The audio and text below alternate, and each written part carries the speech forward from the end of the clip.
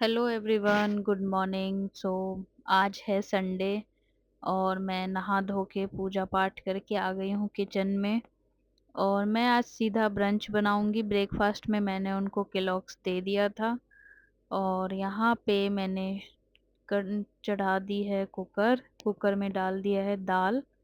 दाल को वैसे तो मैं पहले तवे पे रोस्ट करके डालती थी, लेकिन आज मैं डायरेक्ट कुकर में ही रोस्ट कर लूँगी थोड़ा सा। और इसको यहाँ पे मैंने थोड़ा सा रोस्ट किया और एक तरफ ना मैंने चावल भी चढ़ा दिया था। एक्चुअली आज मैं बनाने जा रही हूँ दाल चावल सब्जी चोखा और पकौड़े, जो कि हमारे बिहार में बहुत ही शौक से खाए जाते हैं।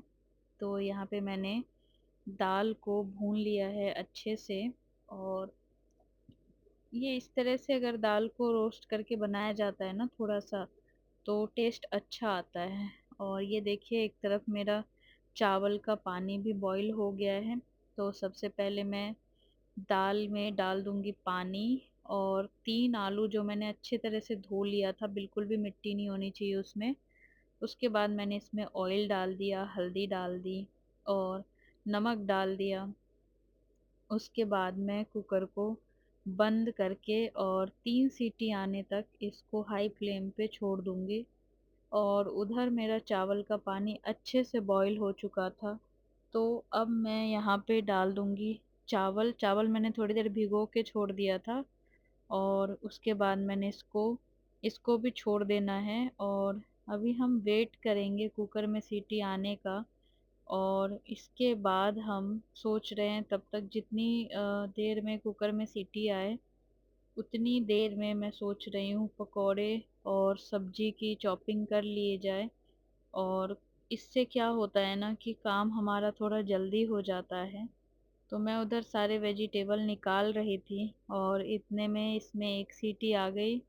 और उसके बाद बीच में मुझे कुछ काम आ गया था, तो मैंने सारे वेजिटेबल निकाल दिए थे। उसके बाद मैं थोड़ी देर के लिए चली गई थी। इतनी देर में कुकर की तीनों सीटी बज गई थी।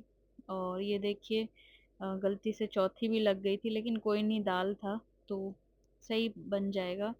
उसके बाद मैंने यहाँ पे निकाल लिया गोभी और 2 आलू।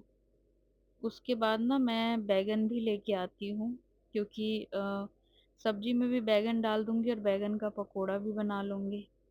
तो ये सारी चीज़ें मैं ले आई हूँ। उसके बाद मैं सबसे पहले गोभी को साफ करके, गोभी के सारे ये डंठल निकाल के और इस तरह से काट लूँगी। मैं ना आज एक साथ 2 चॉपिंग कर रही हूँ।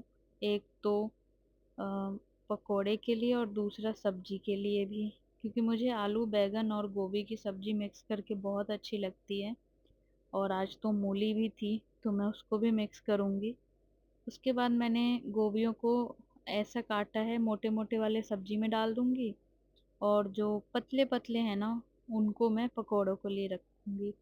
उसके बाद मैंने यहाँ पे बैगन भी देखा, और जिसमें बीज कम थे ना, उसके बीज का पार्ट निकाल लिया था पकोड़ों के लिए। और जिसमें बीज ज़्यादा थे ना, वो मैंने सब्जी में डाल दी थी, क्योंकि फिर ज़्यादा बीज के बाद पकोड़े अच्छे नहीं लगते। तो उसके बाद बैगन को काटते समय ध्यान रखें, क्योंकि कुछ तो इसमें से ख़राब भी निकलते हैं। और ये देखिए, मैं सबके बीच का पार्ट निकाल रही हूँ और आधी सब्जी में जा रही है और साथ साथ पकोड़े भी काटते जा रही हूँ। क्योंकि पकोड़े काटने के बाद ना जो साइड साइड के बचे रह जाते हैं ना, वो फिर बेकार हो जाते हैं, वेस्ट हो जाते हैं। तो मैंने सोचा कि दोनों चीज़ एक साथ ही कर ली जाए। और उसके बाद मैंने काट लिए थे अपने सारे बैगन। और फिर मैंने आलू काट के डाल दिए थे सब्जी में अच्छे से वॉश करके। लेकिन अभी मैंने पकोड़े के लिए आलू नहीं काटे थे, क्योंकि आलू बिल्कुल उस टाइम काटूंगी जब मुझे पकोड़ा तलना हो, तेल बिल्कुल गर्म हो चुका हो। क्योंकि अभी से काट लेने के बाद ना वो अच्छा नहीं होता, काला काला हो जाता है। अब मैं यहाँ पे पकोड़े का घोल बना के भी तैयार कर लूँगी। बैटर तैयार रहेगा ना, तो उसको रेस्ट पे भी छोड़ देंगे तो चलेगा। क्योंकि सब्जी बनाने के जस्ट बाद जब खाने के लिए वो आ जाएंगे, तब मैं पकोड़े बनाऊंगी। क्योंकि ऐसे ठंडे पकोड़े फिर अच्छे नहीं लगते। तो सबसे पहले मैंने डाला चावल का आटा। एक एक नहीं, 2 बड़े चम्मच। और उसके बाद 1 चम्मच मैंने उसमें डाल दिया था बेसन। मैं बेसन कम यूज़ करती हूँ पकौड़ों में। और फिर मैंने डाल दिया अदरक लहसुन का पेस्ट, और इन सबको ना इस वाले पोजीशन पे थोड़ा अच्छे से घुमा लीजिए, ताकि बाद में मिक्स होने में दिक्कत ना हो। फिर मैंने यहाँ पे नमक, मिर्च और हल्दी तीनों चीज़ें डाल दी थी। नमक मिर्च डाल दिया था, और उसके बाद मैंने यहाँ पे ना थोड़ा सा चिली फ्लेक्स भी ले लिया था। और मैंने जैसा कि बोला था कि मैं इसको एक बार पहले ही अच्छे से चला लूँगी पानी डालने से पहले, ताकि सारी चीज़ें आपस में मिक्स हो जाए। उसके बाद हम इसमें पानी डालना शुरू करेंगे। और मैंने बोल तो दिया है हल्दी डालना, लेकिन शायद मैं भूल गई, तो अब मैं यहाँ पे हल्दी डाल दूँगी।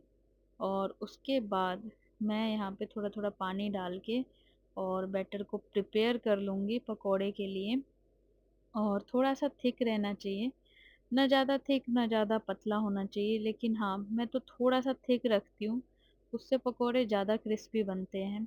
और ये देखिए, मैं इसको एकदम अच्छे से तब तक फेंटती रहूँगी जब तक ये इसके सारे जो मोटे मोटे बेसन होते हैं, जो लंग्स होते हैं, वो अच्छे से मिक्स ना हो जाए। और यहाँ पे मैंने इसको बहुत देर चलाया, बहुत देर तक इसको ऐसे ही फेंटती रही, और ये अच्छे से मिक्स हो चुका है। अब मैं सारे कूड़ा को पहले साफ़ कर लेती हूँ, और अब सब्ज़ी बना लूँगी। सबसे पहले सब्ज़ी बनाने के लिए मैंने गैस पे कढ़ाई रख दी है, और ऑयल डाल दिया। चूल्हा गरम होते ही, मतलब कढ़ाई गरम होते ही, चूल्हा तो ऑलरेडी ही गरम होता है, और कितना गरम होगा। और कढ़ाई में मैंने डाल दिया है तेल। ये मैंने सरसों का तेल यूज़ किया है। सरसों के तेल में सब्ज़ी बहुत अच्छी बनती है, और ख़ासकर बैगन की। और फिर मैंने डाल दिया लहसुन, 3-4 लहसुन डाले हैं। उसके बाद मैं यहाँ पे 5 फ़ोरन का इस्तेमाल करती हूँ। मैंने पहले भी आपके साथ ये रेसिपी शेयर की हुई है। उसके बाद मैंने इसमें डाल दी हरी मिर्ची, और फिर सारे कटे हुए सब्जियाँ जितनी मैंने भी आपके सामने चॉप की थी। उसके बाद मैं इसको नमक के साथ थोड़ी देर पका लूँगी। सिर्फ़ इसमें अभी नमक डाला है और कुछ नहीं, और मैं अब इसको ढक दूँगी। और ये पकने में थोड़ा-सा टाइम लेगा। मैं तब तक उधर चावल का पानी निकाल रही थी, और फिर मैंने यहाँ पे डाल दी अपनी मूली, और हल्दी, मिर्च और धनिया।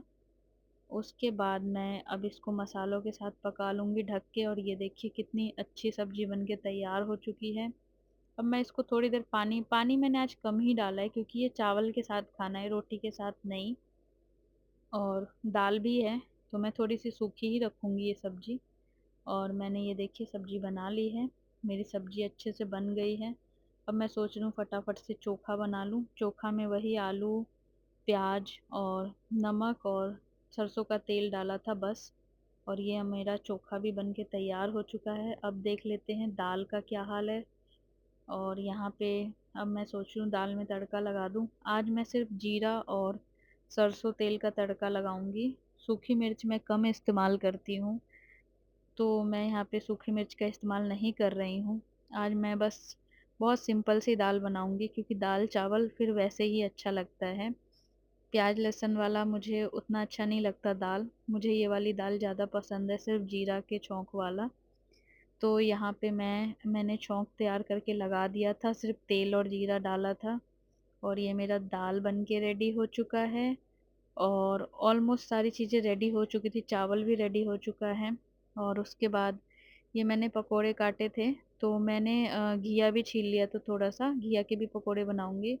घिया और आलू को कभी भी मैं पहले चॉप करके नहीं छोड़ती हूँ पकोड़े बनाने में, क्योंकि जब टाइम होगा पकोड़े बनाने का एग्ज़ैक्ट उसी टाइम पे मैं काटूँगी इसको। और ये देखिए, मैंने यहाँ पे ऑयल गरम कर लिया था अच्छे से, और फिर मैं एक-एक सारे पकौड़े डाल के चेक कर लूँगी कि नमक वग़ैरह ठीक है या नहीं है। उसके बाद मैं बाकी के पकौड़े तलूँगी। तो यहाँ पे मैंने सब में के एक-एक पकौड़े डाल दिए हैं। 1 बैंगन का, 2 गोभी का, 2 आलू का, 2 घिया का। इन सबको अच्छे से अभी पकने देंगे गरम तेल में। और ये देखिए, ये धीरे-धीरे अपना कलर चेंज कर देते हैं। येलो से रेड होने लगेंगे।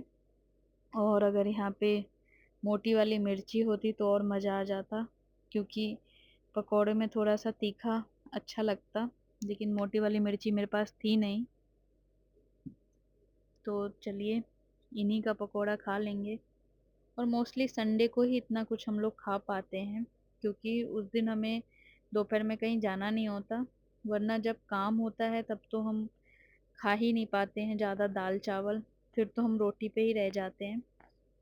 उसके बाद पकोड़ों में नमक टेस्ट कर लिया था और सारे पकोड़े बहुत सही बने थे और क्रिस्पी भी थे।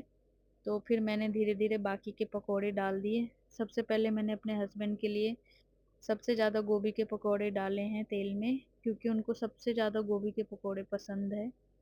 और यहाँ पे अब मैं धीरे धीरे सारे पकोड़े तल लूँगी अच्छे से, और उसके बाद मैं अब उनको खाना खिला लूँगी।